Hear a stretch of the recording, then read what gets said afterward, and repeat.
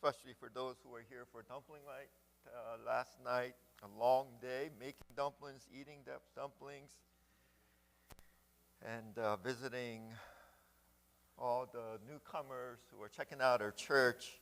So we're grateful for the Lord. Fellowship Hall was packed and overflowing.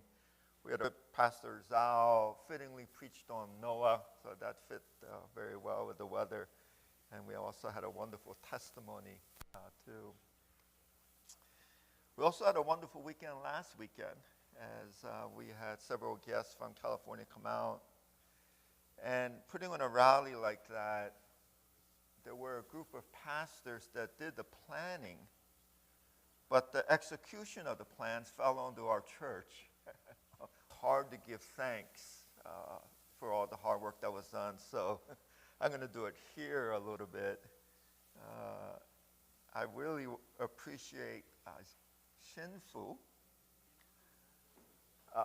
who cooked Friday night meal twice, and then Saturday cooked for all the rally attendants, along with Steve helping out. And that man is a mystery to me, how he can work so hard, so many jobs with a smile. All the Corps said of him, he is a one-man army. I think that's an apt description. Very grateful for Sheila, who I do not see here, probably because she's teaching children's ministry, who bought and set up 2 nights of refreshments without me being able to tell her how many people were coming.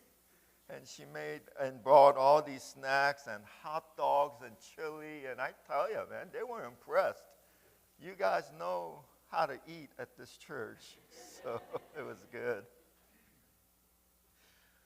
Really grateful for Nick and the worship team who led extended worship 2 nights in a row, followed with Sunday worship. And we were so grateful for our young adults and for Nick.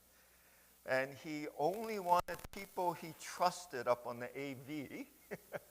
So he had his wife and father. And it went quite smoothly. And then our unsung heroes. We had parking attendants on Saturday night when it was ice, kind of snowing, icy rain. And we had Chris and Tony, and we had one more, Andrew, who were out there directing traffic.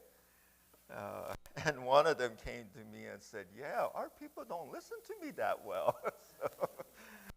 But they did a wonderful work, and I'm so grateful for a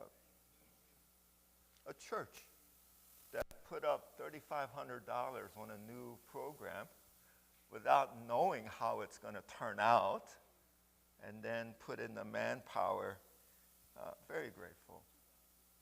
And I trust that the Lord had used our friends to bless you over last weekend. This message is sort of a bridge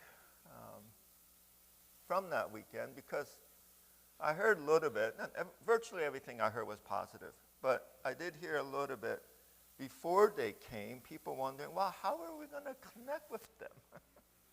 How will my kid understand their story so that they will be spiritually blessed? And I get it. I wondered myself as I invited them how it would turn out because their lives, I mean, you hear my story and it sounds nothing like their story. I'm not addicted to alcohol. I tried some when I was in college, had some beer. I hated it, but I drank a little bit of it because everyone else.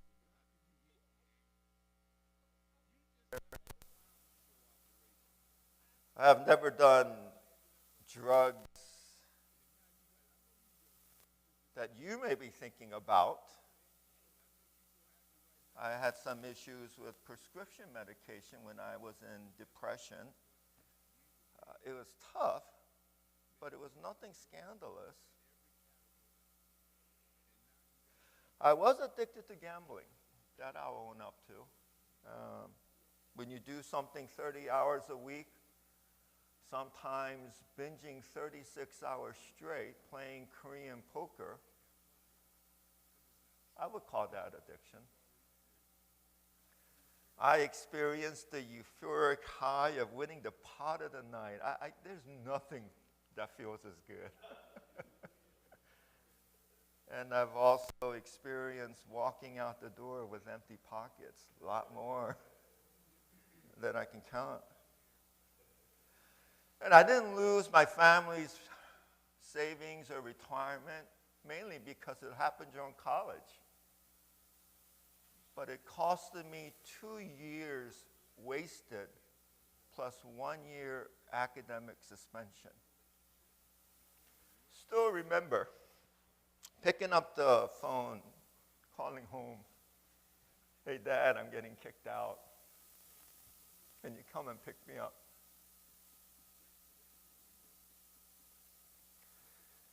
Don't struggle with it in the same way. But I realized that there are other ways in which I am addicted. There are other ways in which I resonated with the stories that were told up here last weekend. I have an addiction with my smartphone. I think I turn it on far more than the 245 times the average person in America does. I think I touch it a lot more than 1,000 times on average. We touch our phone. When I lose my phone, I experience withdrawal symptoms and I experience panic because it's always with me. It's what connects me to life. And I have my poison of choice. I don't do social media. Too old for that. But I love YouTube. The whole world of entertainment and news is right in front of me.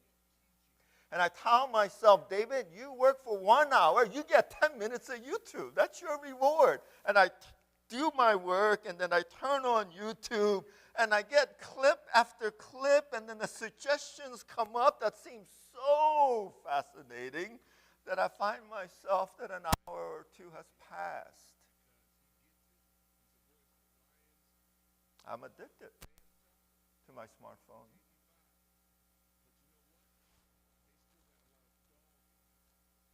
I'm addicted to what you think about me.